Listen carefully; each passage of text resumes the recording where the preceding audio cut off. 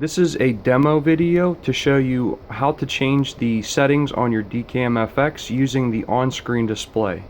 So what we're looking at here is a blank monitor which is connected to my receiver. I'm using the center receiver here. I'll have a keyboard attached to this receiver on the rear of this card. So at this point, bring up your on-screen display by pressing the Shift-Shift-O button. When you press Shift-Shift-O, it's going to ask you to log into the unit because in my prior video I activated the user login. So I'm going to log in as the administrative account. The first page I'm going to see is my connectivity page. I don't have anything configured with my switch at the moment, but you can go back to the main menu by simply pressing Escape.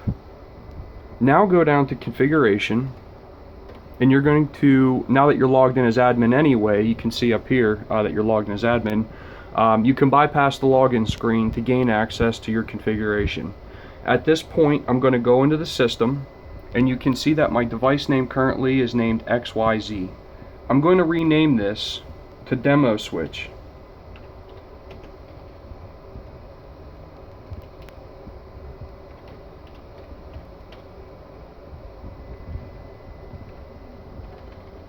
I'm now going to enable COM Echo.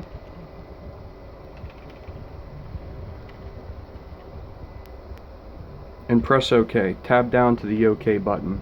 You'll see that it is updating the configuration. You can now press Escape and go to the next submenu to change even more settings. So I'm going to disable the user login, and I'm once again going to tab down to the OK button, and you'll see once again my updating configuration notification is on the bottom of the screen. If you press Escape to go back to the main menu, this is very important. You must go into Save to save the current configuration. You'll see at the bottom in the blue window it'll say Writing Configuration. If you want to change which config file that you're saving to, you could go to Save As. But you'll see here that the default configuration is the one I just saved to. You can also see that my name has been updated because I did save the configuration. So once you save your configuration, it's always a good idea to perform a restart on the switch just to make sure that your settings do in fact load properly. If you're changing your IP address or any network settings, it is very important to restart after you save your settings, otherwise your network configuration will not change until the switch is rebooted. So I'm going to restart the switch, and it's going to ask me, do I want to restart with the current configuration? And I'm going to select OK, and now my switch is going to be rebooting. If I look over at the Java tool, you'll see that the connection I had prior is now disconnected. I'm not able to go anywhere else on this screen to change settings because I will have a connection issue.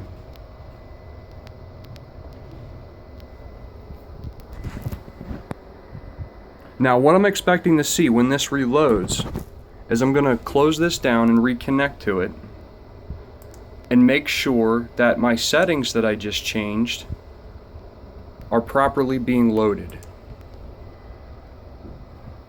I don't know if the switch has rebooted yet or not. It appears it hasn't.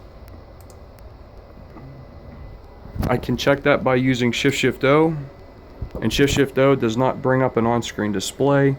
I can see that my receiver currently is showing a red LED. It just changed to green, which means that the switch should now be rebooted. So once again, I'm going to try Shift-Shift-O. This might take a second. It's probably initializing at the moment. Okay, so now that the on-screen display is up again, I'm going to go into the configuration menu. I'm going to log in and check that my settings did in fact change. So my device is now called Demo Switch.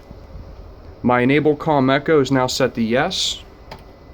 If I go down to Access, my user login is now set to No. If I go over to the Java tool, it should show me the same information. Once again, under Settings, System Data, I see demo switch. I see that the enable comm echo is back and enabled. And under access, the force user login is now unchecked. So now, every time this switch reboots, it's going to load this config. If you want to change it, you now know how to change the settings, so when the switch reboots, that those settings will be used.